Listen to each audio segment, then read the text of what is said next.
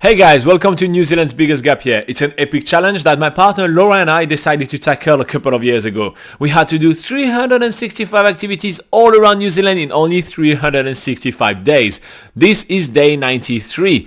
And today we are tackling one of the most unheard of kayaking trip around the Abel Tasman area, which is the northern Abel Tasman kayaking trip. Join me at the end of this video in which we're going to be talking about the comments that we had the first time we published a video. See you then.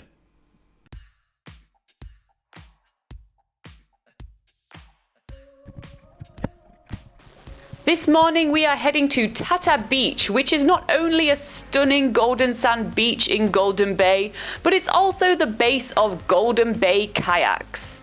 We are meeting our guide Tony, who is gearing us up with some awesome kayaks and paddles ready to hit the water.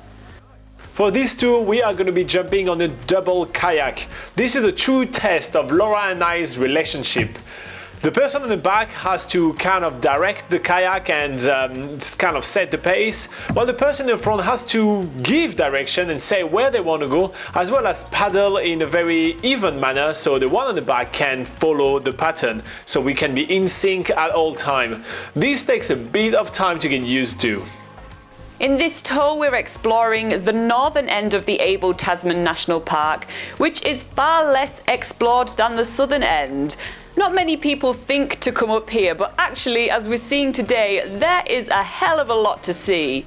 The two shag colonies here are the two largest colonies of shag in New Zealand. There is two different species, and this is the best season to come to check them out. The baby shags have hatched a few months ago and they've been fed by the parents since then.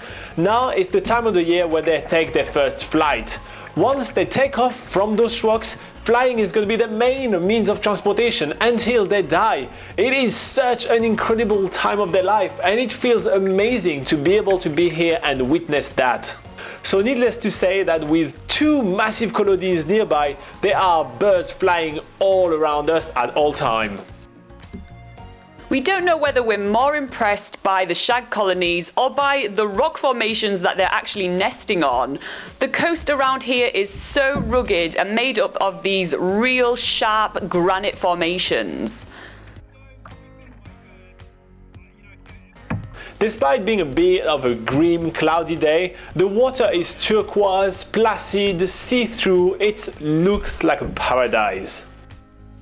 It's super easy to kayak on. It's like a cruise. We're gliding along the water, paddling here and there, but mostly it's a breeze. Although there are a few rock formations challenging us a little bit, it just comes down to taking a bit of time to get away from the rock and look at them from afar. We cannot stop looking at those rocks. They are stunning, and the massive amount of birds on them is just making them even more interesting.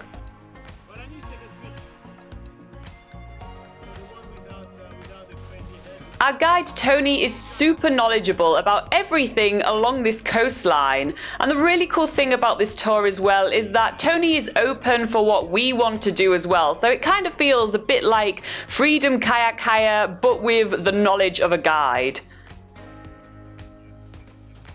And then we approach the hole in the rock, which is not just one hole, it's actually two holes in the rock. It is so awesome to kayak through that we insist on kayaking through it on the way back as well. Tony informs us that this is going to be the turning point of our tour. We have been going southbound from there, and now we are turning around and going back north to Tata Beach, where we started our tour. On the way back, he takes the time to tell us more about the Abel Tasman National Park, which is probably one of the most famous national parks in New Zealand. And Laura and I are stoked to have taken the time to explore it from this area. However, all those explanations have been cut short as we arrived nearby a seal colony. We didn't see it on the way in, as we did paddle a little bit out to sea to the outer rocks to check out the shag colonies. It's such a great surprise to check out seals on the way back. We did not expect that and thought that the way back would be just as linear as the way in.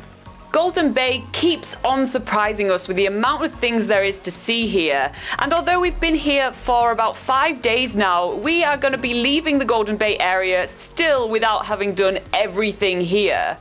Sadly, our excursion to Golden Bay has come to an end and we are hopping back into the camper van to go back over Takaka Hill for the very last time as we head to the other more popular side of Abel Tasman National Park. But tomorrow we're heading to the more rugged Kayaking National Park for a one-day excursion to the Wiwaka Resurgence.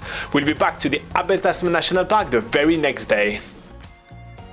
We actually even can see the baby, the Shaggy, I guess, like yeah. So there's a little Shaggy. That is terrible singing, Robin. Oh God. Anyway, so you can see the little Shag.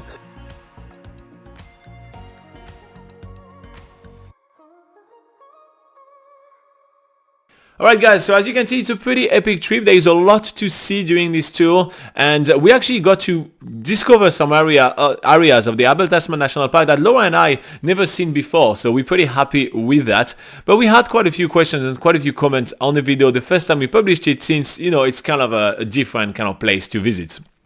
And that's the kind of thing that we do on this channel. We're here to help you find out some different things to do in New Zealand and make your trip to New Zealand really your own. So we kind of do that all the time. Actually, every single week, we sit on that couch at 8 a.m. New Zealand time every Sunday and we chat with you guys for an hour answering all your questions about traveling in New Zealand. So you may want to subscribe so you get notified when that happens and join us then. Also, if you do have some questions about traveling in New Zealand and you can't make it to any of our live sessions, make sure to put them in the comment of this video. We always answer questions from people wanting to travel around New Zealand. All right, let's go over the questions right now.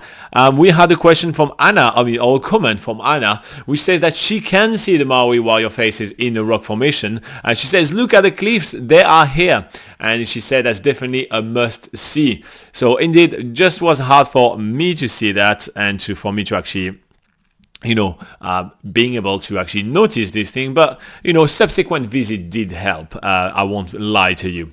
And we also had Vitaly Piatov. Oh, I'm pretty sure I murdered your name. I'm sorry about that. He said that's really beautiful. However, he comments that the seawater is not clear for some reason. So Abel Tasman is kind of known for really, really clear seawater, but that is true. If you have that kind of really wavy day, it kind of moves a little bit of the sediment from the bottom of the water and it makes it a little bit murky. So it really depends on the ocean currents and what's happening basically beneath the water, as well as the wind that will create a little bit of wave to give us a clearer or less clear day. However, I have to say that the water was clearer than what you can see on the video. It's a little bit hard to catch those kind of things. You'll see later on during New Zealand's Biggest Gap Year when we go to a place called Goat Island Marine Reserve, which is really, really famous for its really clear water. We're going to do a clear kayak tour, and even then the video don't do it really justice. So believe me, Vitaly, it was clearer than it is. Alright, so that's all for all those comments right now. I hope that you guys are finding all those videos useful and this help you plan your trip to New Zealand. If it does, make sure to hit like and subscribe. It's always a free way to support all our hard work, and you stay safe. You have an awesome day. We'll see you on the next video. Bye bye.